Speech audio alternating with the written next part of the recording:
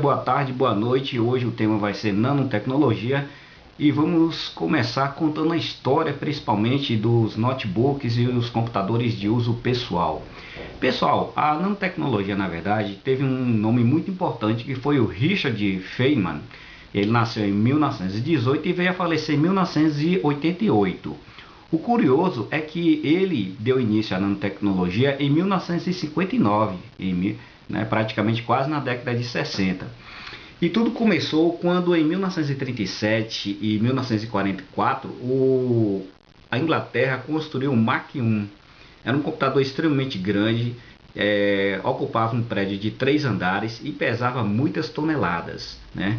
E então era impensável a gente pegar um computador desse e se tornar utilitário para as pessoas comuns. Tudo bem. Em 1943 e 1946 surgiu a ENIAC, desenvolvido pelo exército americano, justamente para fazer os cálculos da bomba atômica, do enriquecimento do urânio e muitas outras coisas, né? E depois, em 1951, surgiu o computador UNIAVAC, primeiro computador comercial do planeta. E aí em diante, ele não parou de crescer. Só para vocês terem ideia, o primeiro computador que foi feito, ele tinha 17 mil válvulas.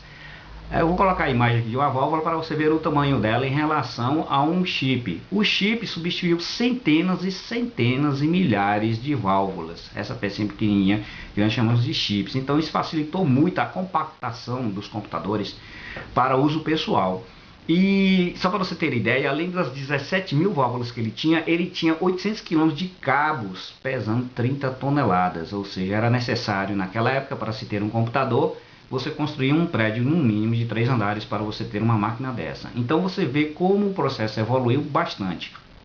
Graças a Richard Feynman, né, que nasceu em 1918, 1988 e em 1959 ele iniciou-se a nanotecnologia, porque o princípio do silício, que era o transporte e a fabricação dos chips, ele sofreu uma dimensão colossal.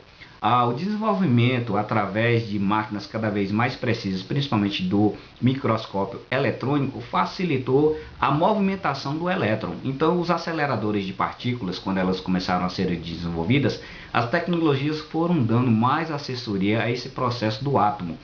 E aí os Estados Unidos começou a desenvolver uma tendência de movimentar átomos e construir através desse processo máquinas cada vez menores e processadores diminutos, né, favorecendo assim o desenvolvimento de novas tendências tecnológicas através da movimentação do átomo. Os caras conseguiram movimentar o átomo e posicioná-lo de acordo com a nossa vontade, coisa extraordinária. E assim nasce a nanotecnologia, que é claro que é dominado pelos Estados Unidos, a Alemanha, Japão. A França também está envolvido nessa nova tecnologia. E através dessa nanotecnologia surgiu um material muito nobre, feito de carbono, que ele é extremamente preciso como o silício. E ele vai fazer uma revolução industrial tremenda através desse processo, desse novo material. Sou em Tóquio a Nanotech, a maior feira de nanotecnologia do mundo. Na 11ª edição do evento, cerca de 500 expositores vão apresentar as maiores inovações deste tipo de tecnologia. Novidades e criações nas áreas de energia, comunicações e medicina são as mais aguardadas. Os organizadores estimam que mais de 50 mil pessoas visitem o Tokyo Big Sight, o centro internacional de convenções da capital japonesa. O país é o precursor da nanotecnologia, que começou a ser estudada em 1974 pelo físico Norio Taniguchi. A Nanotech acontece até a próxima sexta-feira. Então vocês viram aí, eu vou botar aqui do lado uma tabela da nanotecnologia e a importância dela. Então quando houve o interesse de se diminuir, principalmente os processadores, né, que ficaram extremamente pequenos. Hoje um processador, para você ter ideia, ele é capaz de ser colocado na cabeça de um palito de fósforo. Ele é menor que a cabeça de um palito de fósforo. 2 processadores cabem na ponta do seu dedo indicador. Então a tecnologia avançou bastante com o silício. O silício permitiu que as informações pudessem ser transportadas, substituindo as válvulas antigas da década de 1940, né, 1950, por chips.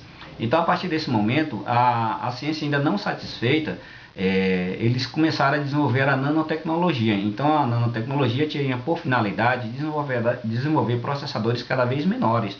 O problema é que, para substituir o silício, era necessário desenvolver uma nova tendência tecnológica. E aí teve dois pesquisadores russos que desenvolveram um processo através do grafeno. O grafeno é um produto parecido com a formação do diamante, né? E ele tem o radiocarbono 14, e através desse processo de pesquisa, utilizando a nanotecnologia, eles conseguiram movimentar os átomos do grafeno e desenvolveram uma nova superfície material 200 vezes mais resistente e mais forte que o aço. Essa tecnologia foi desenvolvida por dois físicos russos, né? Como os nomes são meio difíceis, eu tive de anotar, que é o Andrei Konstantinovich e Konstantin Sergeyevich. Esses dois cientistas russos, que foram ganhadores do Prêmio Nobel eles desenvolveram toda essa tecnologia, permitindo que as indústrias começassem a fabricar em grande escala, principalmente o grafeno, que vai ser utilizado para televisões digitais e extremamente gigantescas, mas extremamente finas. Ela será da finura de um papel que você usa na sua impressora. E ele é extremamente forte, como eu falei, 200 vezes mais forte que o aço. Os primeiros protótipos de celular já foram fabricados, e principalmente televisores. A vantagem do grafeno é que o grafeno ele pode ser dobrável. Você pode dobrar ele não se arranha. Ele é um material extremamente forte.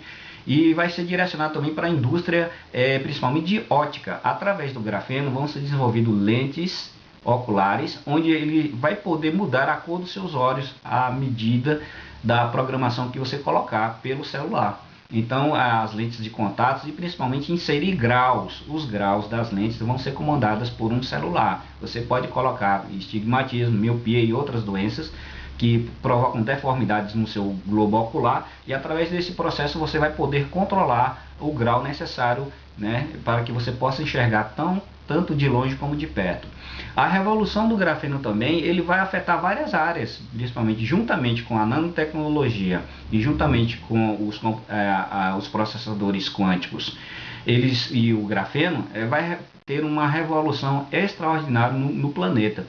Então eu vou colocar alguns vídeos aqui para vocês verem as utilidades práticas do dia a dia que serão inseridas na nossa sociedade. Quanto ao padrão de informação, é quase ilimitado. Se você acha que seu computador de 1 tera ou 4 teras já é uma super máquina, o grafeno vai ter uma capacidade 40 vezes maior que isso.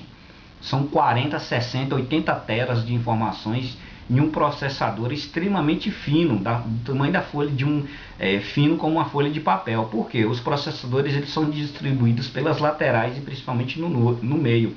E você não vai poder vê-los porque eles vão ser totalmente transparentes. Essa é a nova tecnologia que está nos aguardando para nos beneficiar na sociedade. Então muita coisa vai ser mudada aqui no nosso sistema. E fora que o processo de conexões, principalmente da internet, elas vão sofrer todo esse processo que eu falei anteriormente.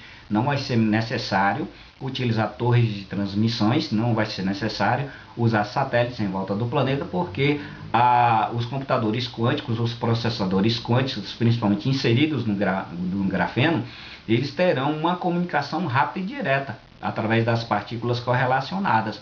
Então a transmissão vai ser instantânea e imediata, sem interrupções, em uma velocidade extraordinária, muito mais rápida que a velocidade da luz. Então, pessoal, o futuro vai ser maravilhoso em matéria de informática, em matéria de informações, e eu espero que vocês tenham gostado dessa matéria que eu acabei de colocar para vocês, trazendo essas novidades. Até a próxima!